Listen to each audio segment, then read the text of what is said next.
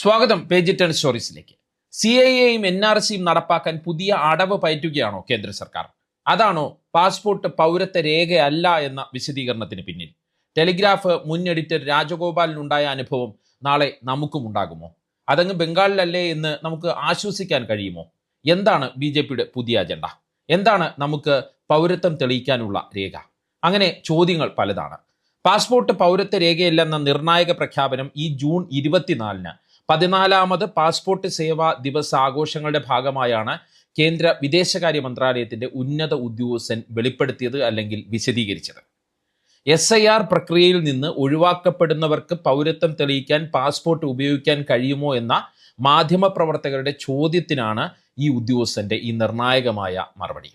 ഈ ചോദ്യവും ഈ ഉത്തരവും കൃത്യമായ രാഷ്ട്രീയ ലക്ഷ്യത്തോടെ ആയിരുന്നോ എന്നുള്ള ചോദ്യമാണ്, അല്ലെങ്കിൽ ഒരു സംശയമാണ് ഇപ്പോൾ സ്വാഭാവികമായും ഉയരുന്നത്. കാരണം ഈ ഉത്തരം രാജ്യത്തെ ഇടത്തരക്കാർക്ക് ഉണ്ടാക്കിയിരിക്കുന്ന ആശങ്ക ചെറുതല്ല. അതിന് പിന്നാലെയാണ് SIR-ൽ നിന്ന് പുറത്തായ മാധ്യമപ്രവർത്തകൻ രാജഗോപാലിന്റെ പാസ്പോർട്ട് പുതുക്കി നൽകാൻ വിസമ്മതിച്ച വാർത്തയും പുറത്തു വന്നത്. എല്ലാം കൂടി ചേർത്ത് വായിക്കുമ്പോൾ പലതും അങ്ങനെ തെളിഞ്ഞു വരികയാണ്. ഇതുമായി ബന്ധപ്പെട്ട് 3 കാര്യങ്ങളെക്കുറിച്ച് പറയാനാണ് ഈ വീഡിയോയുമായി വന്നത്. ഈ വാർത്തയുടെ ഉള്ളറിയാം. വിദേശ രാജ്യങ്ങളിൽ പോലും നമ്മുടെ ദേശീയത തെളിയിക്കുന്ന രേഖയാണ് പാസ്പോർട്ട്. ഒരു പാസ്പോർട്ടിനായി അപേക്ഷിക്കുമ്പോൾ പോലീസ് വെരിഫിക്കേഷനും ജനന സർട്ടിഫിക്കറ്റും ഉൾപ്പെടെയുള്ള കർശനമായ പരിശോധനകൾ നടക്കുന്നുണ്ട്. ഇത്രയും വലിയ പരിശോധനകൾക്ക് ശേഷം കേന്ദ്ര സർക്കാർ നമുക്ക് നൽകുന്ന രേഖയായതുകൊണ്ട് തന്നെ ഇത് പൗരത്വ രേഖയാണ് എന്നാണ് സാധാരണക്കാർ വിശ്വസിച്ചിരുന്നത്. മാത്രമല്ല, പാസ്പോർട്ടിൽ ഇന്ത്യൻ റിപ്പബ്ലിക്കിലെ പൗരൻ എന്ന് വ്യക്തമായി രേഖപ്പെടുത്തിയിട്ടുണ്ട്, എഴുതിയിട്ടുണ്ട്. ഇതെല്ലാം കൊണ്ട് തന്നെ പാസ്പോർട്ടിനെ പൗരത്വ രേഖയായിട്ട് കാണാൻ നമ്മളെ പ്രേരിപ്പിച്ചു. 9,70,00,000 ആളുകൾക്കാണ് ഇന്ത്യയിൽ പാസ്പോർട്ട് ഉള്ളത്. നമ്മുടെ ജനസംഖ്യ 140 കോടിയാണ്. അതായത് ആകെ ജനസംഖ്യയുടെ ഏകദേശം 7.2% പേർക്ക് മാത്രമാണ് ഇന്ത്യയിൽ പാസ്പോർട്ട് ഉള്ളത് എന്നുള്ള കാര്യവും നമ്മൾ ഓർക്കണം. ഈ ശതമാനത്തിൽ ബഹുഭൂരിപക്ഷം പേരും ഇടത്തരക്കാരാണ്. അതായത് ഈ പാസ്പോർട്ടുള്ള ഈ ശതമാനത്തിൽ ബഹുഭൂരിപക്ഷം പേരും ഇടത്തരക്കാരാണ്, അല്ലെങ്കിൽ അപ്പർ മിഡിൽ ക്ലാസ്സുകാരാണ് എന്ന് പറയാം. അവരെയാണ് പാസ്പോർട്ട് പൗരത്വ രേഖയല്ല എന്ന കേന്ദ്ര സർക്കാരിന്റെ മനഃപൂർവമായ വിശദീകരണം ആശങ്കയിൽ ആക്കിയിരിക്കുന്നത്. ഇവിടെയാണ് കേന്ദ്രം ഭരിക്കുന്ന BJP സർക്കാർ കൃത്യമായ രാഷ്ട്രീയം കളിക്കുന്നത് എന്നാണ് വിലയിരുത്തൽ. 1967-ലാണ് പാസ്പോർട്ട് ആക്ട് രാജ്യത്ത് നിലവിൽ വന്നത്. ആ ചട്ടത്തിൽ തന്നെ പാസ്പോർട്ട് യാത്രാരേഖയാണ് എന്നാണ് പറഞ്ഞിട്ടുള്ളത്. അതാണ് BJP അനുകൂലികൾ ഇപ്പോൾ ചൂണ്ടിക്കാണിക്കുന്നത്. പാസ്പോർട്ട് നിയമത്തിലെ 20-ാം വകുപ്പ് പ്രകാരം ചില പ്രത്യേക സാഹചര്യങ്ങളിൽ പൗരന്മാരല്ലാത്തവർക്കും പാസ്പോർട്ടോ യാത്രാരേഖയോ നൽകാൻ കേന്ദ്ര സർക്കാരിന് അധികാരമുണ്ട്.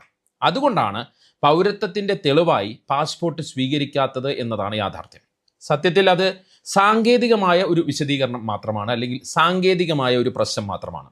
ഇന്ത്യൻ പാസ്പോർട്ടുള്ള 99% പേരും ഇന്ത്യൻ പൗരന്മാരാണ് എന്ന യാഥാർത്ഥ്യത്തെ സൗകര്യപൂർവ്വം മറച്ചുവെച്ചാണ് പാസ്പോർട്ട് പൗരത്വ രേഖയല്ല എന്ന ഭീതി ഇപ്പോൾ ഉയർത്തിവിടുന്നത്.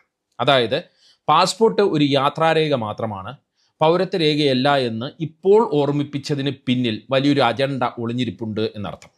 അത് രാജ്യത്തെ ഇടത്തരക്കാരെ ലക്ഷ്യമാക്കിയുള്ള അജണ്ടയാണ്. അതിലേക്ക് നമുക്ക് വിശദമായി എത്താം. അതിനു മുമ്പ് ചില കാര്യങ്ങൾ കൂടി പറയാനുണ്ട്. ഇനി മുതിർന്ന മാധ്യമ പ്രവർത്തകൻ R രാജഗോപാലിന്റെ കാര്യമെടുക്കാം. എന്താണ് അദ്ദേഹത്തിന് സംഭവിച്ചത്? ഇതിനകം അത് വാർത്തയിലെല്ലാം വന്നു കഴിഞ്ഞ കാര്യമാണ്. എങ്കിലും ചുരുക്കി പറയാം. നേരത്തെ ഉണ്ടായിരുന്ന പാസ്പോർട്ട് പുതുക്കാൻ അദ്ദേഹം ചെന്നപ്പോൾ SIR വഴി വോട്ടർ പട്ടികയിൽ നിന്ന് ഒഴിവാക്കപ്പെട്ടതുകൊണ്ട് പാസ്പോർട്ട് വെരിഫിക്കേഷൻ ചെയ്ത് കൊടുക്കാൻ കൊൽക്കത്ത പോലീസ് തയ്യാറായില്ല. കഴിഞ്ഞ 100 ദിവസമായി അദ്ദേഹം അതിൻ്റെ പിറകെ അലയുകയാണ്. കയ്യിൽ കിട്ടിയ രേഖകളെല്ലാം ഹാജരാക്കിയിട്ടും അദ്ദേഹത്തിന് പാസ്പോർട്ട് ഇതുവരെ പുതുക്കി നൽകിയിട്ടില്ല. അതുകൊണ്ട് തന്നെ അമേരിക്കയിലെ കാലിഫോർണിയയിൽ വെച്ച് നടന്ന മകളുടെ വിവാഹ ചടങ്ങിൽ പോലും പങ്കെടുക്കാൻ തിരുവനന്തപുരം സ്വദേശിയായ വർഷങ്ങളായി ജോലിയുടെ ഭാഗമായി കൊൽക്കത്തയിൽ താമസിക്കുന്ന രാജഗോപാലിന് കഴിഞ്ഞില്ല. രാജ്യത്തെ പ്രമുഖനായ ഒരു മാധ്യമപ്രവർത്തകനാണ് ഈ അനുഭവം ഉണ്ടായത് എന്നുള്ള കാര്യം നമ്മൾ ഓർക്കണം. അപ്പോൾ നിങ്ങൾ ചോദിക്കും, പാസ്പോർട്ട് കിട്ടാൻ വോട്ടർ പട്ടികയിൽ പേര് നിർബന്ധമാണോ എന്ന്. പാസ്പോർട്ട് പുതുതായി കിട്ടാനുള്ള രേഖകളുടെ പട്ടികയിലോ പുതുക്കി കിട്ടാനുള്ള പട്ടികയിലോ നിങ്ങൾ കുത്തിയിരുന്ന് തപ്പിയാൽ വോട്ടർ ID കാർഡോ വോട്ടർ പട്ടികയിലെ പേരോ ഒരു രേഖയായി കാണില്ല, അല്ലെങ്കിൽ അത് പാസ്പോർട്ടിന് വേണ്ടി ഹാജരാക്കേണ്ട ഒരു രേഖയായി കാണില്ല. ഇക്കാര്യത്തിൽ രാജഗോപാൽ തന്നെ പല മാധ്യമങ്ങളിലൂടെയും വിശദീകരിച്ചത് ഇങ്ങനെയാണ്. അദ്ദേഹം പലതവണ പോലീസിനോട് ഇക്കാര്യം തന്നെ ചോദിച്ചു. എന്ത് നിയമത്തിൻ്റെ അടിസ്ഥാനത്തിലാണ് ഇങ്ങനെ ഒരു തീരുമാനം എടുത്തത്? അതായത് SIR-ൽ നിന്ന് പേര് നീക്കം ചെയ്തവർക്ക് പാസ്പോർട്ട് പുതുക്കി നൽകാൻ പാടില്ല എന്ന് പറയുന്ന ഏതെങ്കിലും ഗവൺമെൻറ് ഓർഡറോ മെമ്മോയോ മറ്റോ ഉണ്ടോ എന്ന് കൃത്യമായി അദ്ദേഹം പോലീസിനോട് ചോദിച്ചു. അവരതൊന്നും കാണിക്കാൻ തയ്യാറായില്ല. ഉണ്ടെങ്കിൽ തന്നെയും അത് പബ്ലിക് രേഖകളിൽ ഇല്ല എന്നാണ് അദ്ദേഹം മനസ്സിലാക്കുന്നത്. രഹസ്യമായിട്ടിരിക്കുകയാണ്. പലതവണ ചോദിച്ചിട്ടും അവർ ഉണ്ടോ എന്നോ ഇല്ലയോ എന്നോ പറയുന്നില്ല എന്നാണ് രാജഗോപാൽ അഴിമുഖം ഓൺലൈനിലൂടെ വിശദീകരിച്ചത്. രാജഗോപാലിന് നിയമപരമായി മുന്നോട്ട് പോകാനും കഴിയാത്ത സ്ഥിതിയാണ്. കാരണം അദ്ദേഹത്തിൻ്റെ പാസ്പോർട്ട് ആപ്ലിക്കേഷൻ ഇതുവരെ റിജക്റ്റ് ചെയ്തിട്ടില്ല. അത് ഹോൾഡ് ചെയ്ത് വെച്ചിരിക്കുകയാണ്. റിജക്റ്റ് ചെയ്ത് റദ്ദാക്കിയാൽ അല്ലെങ്കിൽ അത് നൽകില്ല എന്ന് പറഞ്ഞാൽ മാത്രമാണ് കോടതിയിൽ പോകാൻ കഴിയുകയുള്ളൂ. ഇല്ലെങ്കിൽ വളരെ അടിയന്തരമായി രാജ്യത്തിന് പുറത്തു പോകാനുള്ള ഒരു ആവശ്യം അദ്ദേഹത്തിന് ഉണ്ടാകണം. അങ്ങനെയൊന്നും ഇപ്പോൾ അദ്ദേഹത്തിൻ്റെ മുന്നിലില്ല. അതുകൊണ്ട് തന്നെ ആ വഴിയും പറ്റില്ല. അടുത്ത 17-ാം തീയതി വീണ്ടും രാജഗോപാലിനെ റീജിയണൽ പാസ്പോർട്ട് ഓഫീസിലേക്ക് വിളിപ്പിച്ചിട്ടുണ്ട്. അതായത് വെരി വെൽ പ്ലാൻഡ് ടാർഗറ്റഡ് ഓപ്പറേഷനാണ് രാജഗോപാലിൻ്റെ കാര്യത്തിൽ കൊൽക്കത്തയിൽ നടന്നത് എന്ന് തന്നെ നമ്മൾ മനസ്സിലാക്കണം. ഒരേ ഒരു കാര്യം കൊണ്ട് മാത്രം അദ്ദേഹം നിരന്തരം BJPയെ വിമർശിച്ചിരുന്നു. അദ്ദേഹം എഡിറ്ററായിരുന്ന കാലത്തെ ദ ടെലിഗ്രാഫ് പത്രത്തിൻ്റെ തലക്കെട്ടുകൾ പോലും BJPയെ കുത്തി നോവിച്ചിരുന്നു. നമ്മൾ വളരെയേറെ ഫേസ്ബുക്കുകളിലും മറ്റും ഷെയർ ചെയ്തിട്ടുള്ള കാര്യവുമാണത്. അതിന് ഇപ്പോൾ കേന്ദ്ര സർക്കാർ പകരം വീട്ടുകയാണ്. അന്ന് അദ്ദേഹം എഡിറ്ററായിരുന്നപ്പോൾ ചെയ്ത കാര്യങ്ങൾക്ക് ഇപ്പോൾ BJP ഭരിക്കുന്ന കേന്ദ്ര സർക്കാർ പകരം വീട്ടുകയാണ് എന്ന് തന്നെയാണ് ചോറ് തിന്നുന്നവർക്കെല്ലാം മനസ്സിലാവുന്നത്. ഇനി നേരത്തെ പറഞ്ഞ BJPയുടെ അജണ്ടയിലേക്ക് വന്നാൽ എന്താണ് കേന്ദ്ര സർക്കാർ പറയുന്നത്? ആധാർ പൗരത്വ രേഖയല്ല, അത് തിരിച്ചറിയൽ രേഖ മാത്രമാണ്. വോട്ടർ ID പൗരത്വ രേഖയല്ല, അത് വോട്ട് ചെയ്യാനുള്ള രേഖ മാത്രമാണ്. റേഷൻ കാർഡ് പൗരത്വ രേഖയല്ല, അത് റേഷൻ വാങ്ങാനുള്ള രേഖ മാത്രമാണ്. പാൻ കാർഡ് പൗരത്വ രേഖയല്ല, അതൊരു നികുതി തിരിച്ചറിയൽ രേഖ മാത്രമാണ്. ഏറ്റവും ഒടുവിലായി പറയുന്നു പാസ്പോർട്ടും പൗരത്വ രേഖയല്ല, അത് യാത്രാരേഖ മാത്രമാണ്. സർക്കാർ തന്നെ നമുക്ക് തന്ന രേഖകളൊന്നും നമ്മുടെ പൗരത്വം തെളിയിക്കാനുള്ള രേഖയല്ല എന്നാണ് അതേ സർക്കാർ സംവിധാനങ്ങൾ തന്നെ പറയുന്നത്. അതിന് പറയുന്ന ന്യായങ്ങളും വിചിത്രമാണ്. ആ രേഖകളെല്ലാം ഫ്രോഡ് കാണിച്ചും കൈക്കൂലി കൊടുത്തും നമുക്ക് നേടാവുന്നതാണ് എന്നാണ് സർക്കാർ വൃത്തങ്ങൾ ഇപ്പോൾ പറയുന്നത്. അതായത് സർക്കാർ സിസ്റ്റത്തിൻ്റെ കെടുകാര്യസ്ഥതയുടെ ഉത്തരവാദിത്തം രാജ്യത്തെ സാധാരണക്കാർ വഹിക്കേണ്ട സാഹചര്യമാണ് ഇപ്പോൾ ഉണ്ടായിരിക്കുന്നത് എന്ന് നമുക്കിതിനെ വിശദീകരിക്കാം. ചുരുക്കത്തിൽ നമ്മുടെ കയ്യിലുള്ള ഒരു രേഖയും പൗരത്വം തെളിയിക്കാനുള്ള ആധികാരികമായ രേഖയല്ലാതായി മാറിയിരിക്കുന്നു എന്നതാണ് അവസ്ഥ. അപ്പോൾ പിന്നെ എന്താണ് പൗരത്വ രേഖ? ആ ചോദ്യത്തിലേക്കാണല്ലോ സ്വാഭാവികമായ കാര്യങ്ങൾ എത്തുന്നത്. ഇവിടെയാണ് BJPയുടെ കൃത്യമായ രാഷ്ട്രീയ അജണ്ട ഇരിക്കുന്നത്. പൗരത്വ നിയമ ഭേദഗതിയും ദേശീയ പൗരത്വ രജിസ്റ്ററും ഓർമ്മയുണ്ടല്ലോ അല്ലേ? രാജ്യം കണ്ട വലിയ പ്രതിഷേധത്തിന് പിന്നാലെ BJP ഇതിൽ നിന്നെല്ലാം പിന്മാറി എന്ന് നിങ്ങൾ വിചാരിച്ചോ? എങ്കിൽ തെറ്റി. അതിൻ്റെ ചെറു രൂപമായിരുന്നു SIR.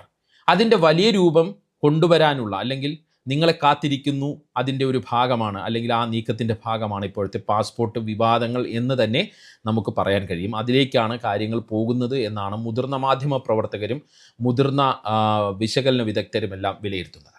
ഇപ്പോൾ കേന്ദ്ര സർക്കാർ പാസ്പോർട്ട് വിവാദത്തിലൂടെ എന്താണ് ചെയ്യുന്നത്? നേരത്തെ സൂചിപ്പിച്ചതുപോലെ ഇടത്തരക്കാരിലേക്ക് പൗരത്വത്തിൻ്റെ ഭയം ജനിപ്പിക്കുകയാണ്.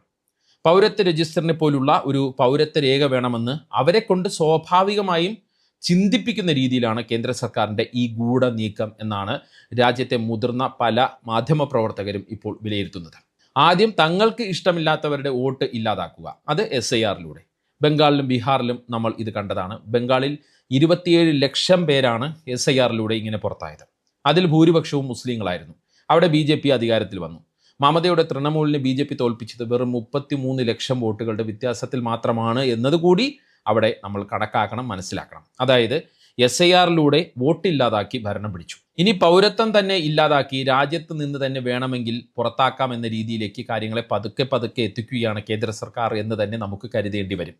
മുതിർന്ന മാധ്യമ പ്രവർത്തകനായിട്ട് പോലും R രാജഗോപാലിൻ്റെ വിഷയം രാജ്യത്തെ മുഖ്യധാരാ മാധ്യമങ്ങൾ അല്ലെങ്കിൽ ഇപ്പോൾ നമ്മൾ വിളിക്കുന്ന ഗോദി മീഡിയകളൊന്നും ഏറ്റെടുത്തിട്ടില്ല. അവരെല്ലാം തമസ്കരിച്ചതും നമ്മൾ കാണണം. ജനങ്ങൾക്ക് വേണ്ടി സംസാരിച്ച ഒരു മുൻ പത്രാധിപർക്ക് സർക്കാർ സംവിധാനങ്ങളിൽ നിന്നുള്ള അനുഭവം ഇതാണെങ്കിൽ ന്യൂനപക്ഷ സമൂഹത്തിലെ സാധാരണക്കാരുടെ അവസ്ഥ എന്തായിരിക്കുമെന്ന ചോദ്യമാണ് സത്യത്തിൽ സോഷ്യൽ മീഡിയ ഒക്കെ ഇപ്പോൾ ഉയർത്തുന്നത്. നമ്മളെപ്പോലെ ഏതൊരു ഇന്ത്യക്കാരനെയും നാളെ ബാധിക്കുന്ന വിഷയമാണ് ഇത് എന്നുള്ള കാര്യം ഉറപ്പിക്കണം. ബംഗാളിലെയും ബീഹാറിലെയും SIRൻ്റെ കാര്യവും ദേശീയ മാധ്യമങ്ങൾ വേണ്ട രീതിയിലല്ല കൈകാര്യം ചെയ്തത് എന്നതും നമ്മൾ ഓർക്കണം. ഇതെല്ലാം പല അജണ്ടകളുടെ ഭാഗമാണ് എന്നതാണ് യാഥാർത്ഥ്യം. പല രൂപത്തിലും രീതിയിലും പൗരത്വ ഭീഷണി നമ്മുടെ മുന്നിൽ വന്ന് നിന്ന് പല്ലിളിച്ച് പേടിപ്പിക്കുകയാണ് എന്നതാണ് നമ്മൾ മനസ്സിലാക്കേണ്ട യാഥാർത്ഥ്യം. പേജ് 10 സ്റ്റോറീസ് വീഡിയോകളെക്കുറിച്ചുള്ള നിങ്ങളുടെ അഭിപ്രായം കമൻറ്റ് ചെയ്യുക. മറ്റൊരു സിംപിളി ഇൻഡെപ്ത് വീഡിയോയുമായി വീണ്ടും കാണാം. നന്ദി, നമസ്കാരം.